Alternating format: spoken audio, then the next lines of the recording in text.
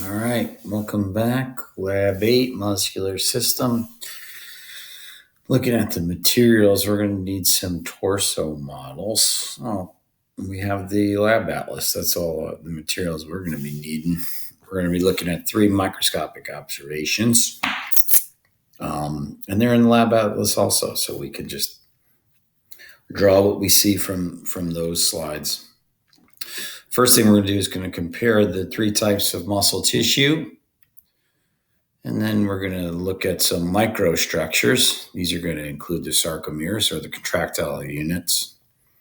We'll study the structure of the sarcomeres, and we'll compare what sarcomeres look like both from a contracted state but also in a relaxed state. You can see the difference there. And then lastly, you'll try to identify some of the major muscles. And you're probably going to be doing this on your own because it's all labeled perfectly in the lab atlas, and it's pretty simple. All right, so what I want to do is more kind of help you out with this stuff here, and then you'll have a couple things to do on your own. So when we compare the 3 types of muscle tissues, we're talking about skeletal muscles compared to smooth muscle compared to cardiac muscle. And the first thing we have to do is explain, where do we find these things? So skeletal muscle, of course, we're going to find attached to bones. Smooth muscles we find in the digestive organs, helping us with peristalsis. We find them also inside blood vessels. Sometimes we have to contract the diameter of our blood vessels for whatever reasons. And cardiac muscle, we find them in one spot and one spot only, and that's going to be the heart.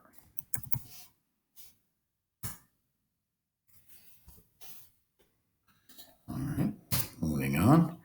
Let's compare the shape. All the skeletal muscles are long.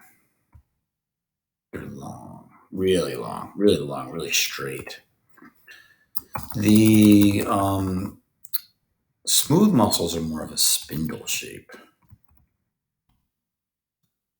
And then for the heart muscles, I don't really like our choices over here. We got long, cylindrical, striated. Well, striated is one of the things we have to do as we get further down the list here. So these are more similar to skeletal muscles, I would say, than smooth muscles, but they do look a little bit different. I would say that these are shorter. These are more branched.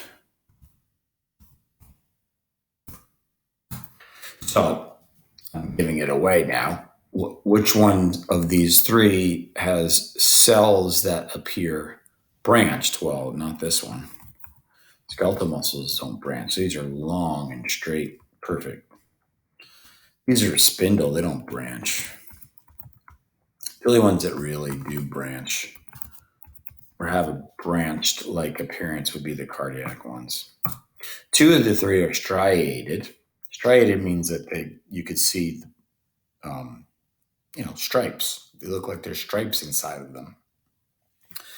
And why are we seeing stripes? Because these are alternating patterns between contractile proteins like actin and myosin. We could see it, and it appears as stripes. So definitely in skeletal muscle cells. We don't see striations in smooth muscle cells, which is part of the reason why we call them smooth muscle cells, because they have more of a smooth-looking appearance. But we do see them in cardiac cells.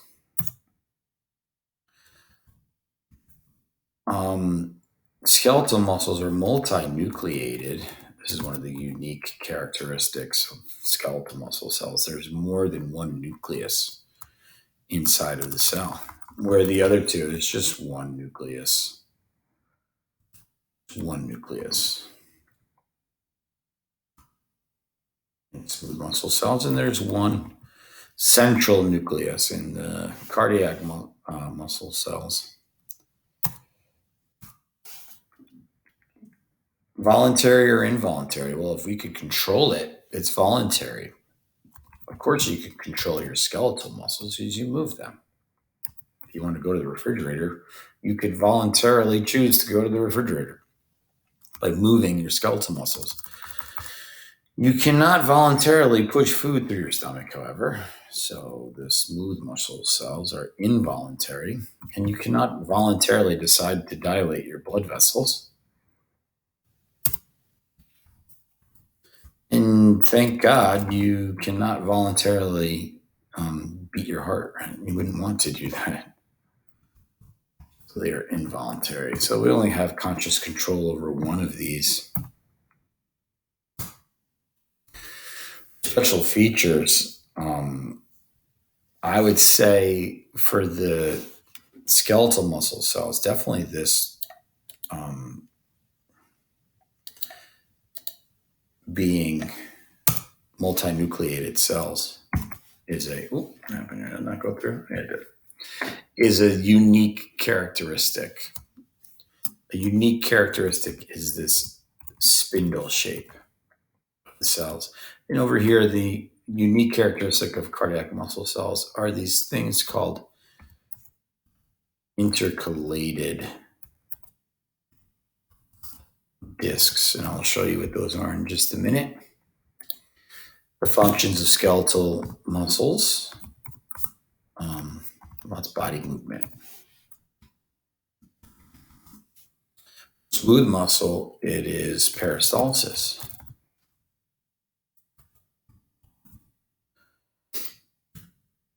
It is blood vessel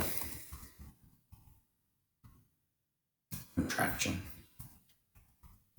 Things like that. Ooh, I want that over there.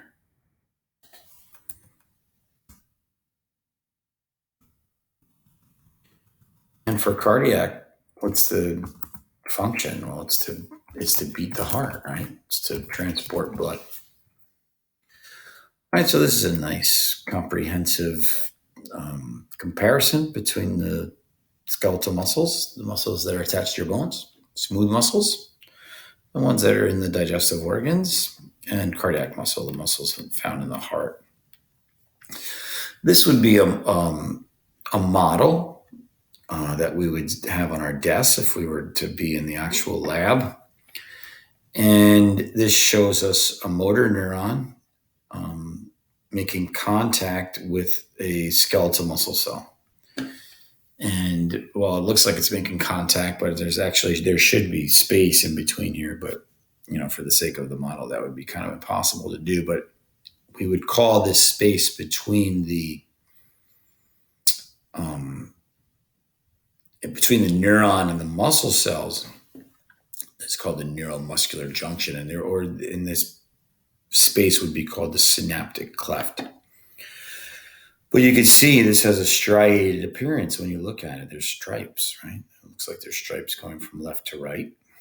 And these stripes are there because of the filaments that we find inside the contractile units called sarcomeres.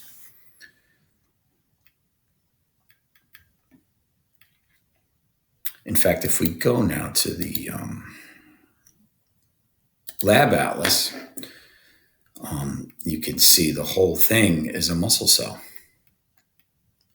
The outer tissue surrounding the muscle cell is called the sarcolemma.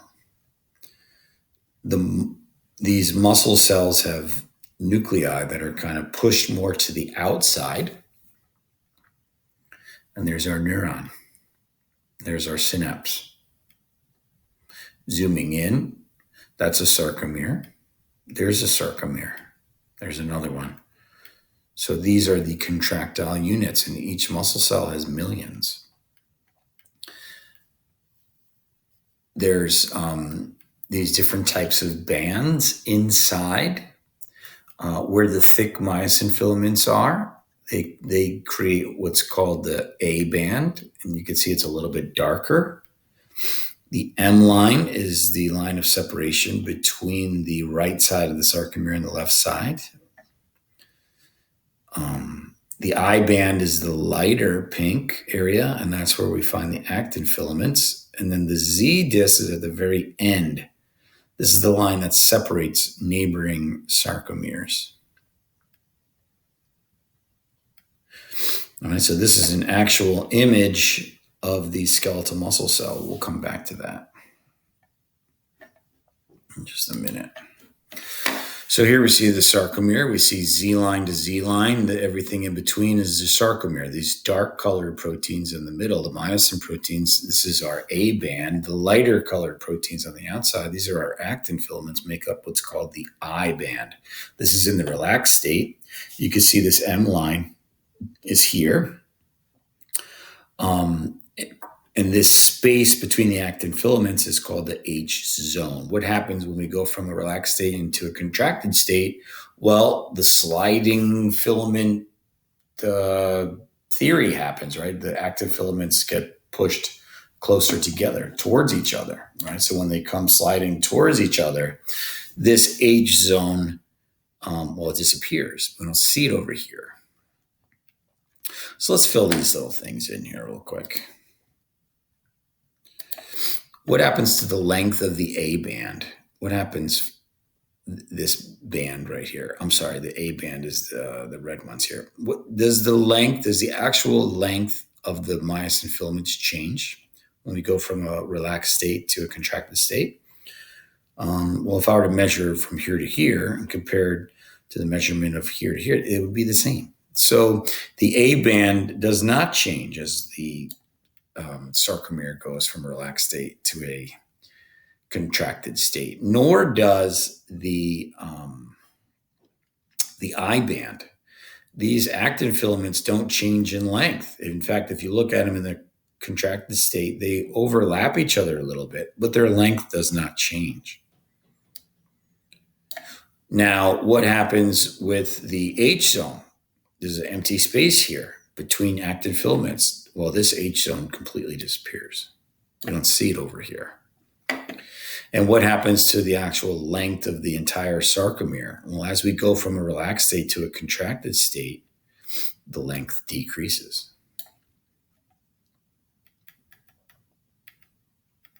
So the first microscopic observation that you should do for this, get my face out of here, I'll put up here, is the skeletal muscle. So when we go back here, you're going to have to label one muscle cell. You're going to have to label the striations and you have to label the nuclei.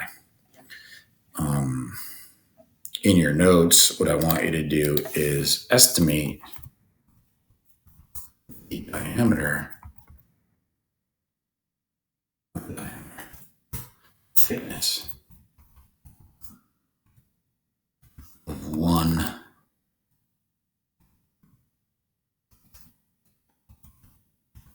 skeletal muscle cell. Of course, you're going to be doing that in micrometers. In micrometers on the keyboard, it's actually UM. And this is going to be done under high power. If we go to the lab atlas, we have the high power view here. So we see how many muscle cells do I see? Well, this is this entire thing is of the muscle cell. So you're going to be measuring the thickness of that. These are the striations, and these dark circles that are pushed to the sides are the nuclei. Okay. Sorry, went back too far. There we go. So this is the drawing that you're going to be doing there. Make sure you label these things. The entire muscle cell, estimate the thickness of it, draw in the striations. You can see the striations are perfectly neat, going from left to right. And the nuclei are kind of offset, pushed off to the sides. This is smooth muscle. You can see the change in shape, more of a spindle-shaped cell. There's one. Here's another. Okay, and each cell has its own nucleus. So make sure you draw those smooth muscle cells. Cardiac muscle cells, there's one cell. You can see it's more of a branching shape. one nucleus. There's another one. There's another one. Nucleus inside, nucleus inside, nucleus inside. We do have these dark lines forming intercalated discs.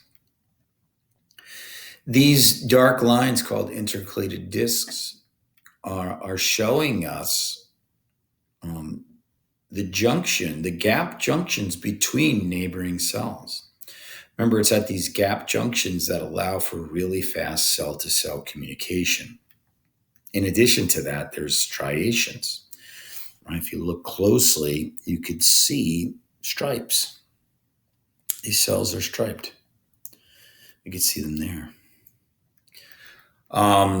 But these intercalated discs exist between neighboring cells. Because think about this. Each and every one of these cells has to be in close communication because they're all beating together, right? They're all creating one heartbeat. And so they have to be in unison. In order for cells to do anything in unison, they have to be able to communicate with each other very rapidly. So these tight gap junctions between cells is how they manage to do that. And we can see them with this through this disc here. We can see them. They become visible to us. All right. So draw them. When we go back to the lab, we have the skeletal muscle. You're going to do that estimation of the thickness.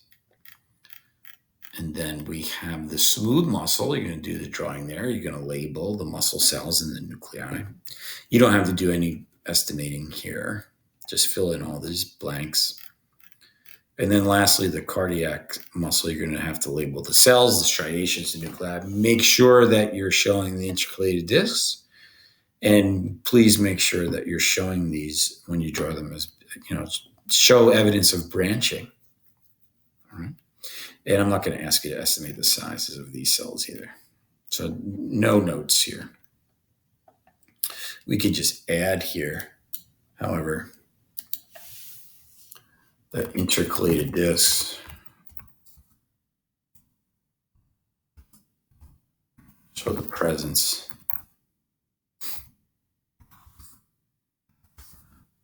Tight gap junctions.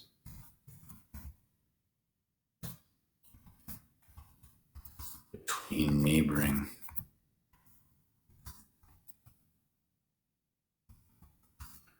cardiac muscle cells.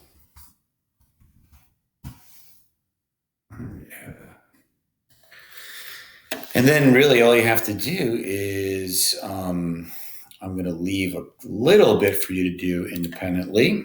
And I think this is a pretty good thing that you could do. Describe the action of these muscles. How would I describe the action of these muscles? Well, before, when we talked about the biceps brachii, right? Those are your biceps. What is the action? Well, when I contract that muscle, it closes my elbow joint. That's the action. Triceps, when I contract the triceps muscle, it extends the elbow joint. So flexes biceps, the elbow joint, extends the elbow joint, triceps. So do a little bit of research, figure out what the actions of these muscles are. I mean, the deltoid muscles. You might be able to do this on your own just by asking yourself, if I want to work these muscles out, if I want to go to the gym and I want to work out my biceps, what is the motion that I'm going to be doing to work them out? Does it make sense? That's probably the action. So this is going to be an independent practice, and then you're going to have to label the muscles. And of course, this is going to be an easy part because the muscles are all labeled for you in the lab atlas. And we have very, very similar pictures coming from the torso models, the limbs, arms, legs, torso. So that won't be a problem at all. All right. And you'll be doing that.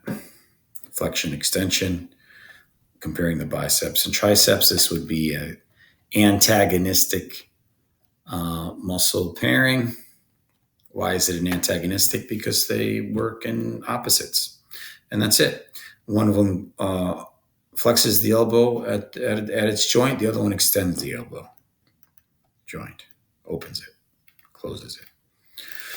All right, so pretty simple lab, I believe. I don't think anybody will have any issues. However, if there are any questions, feel free to email me.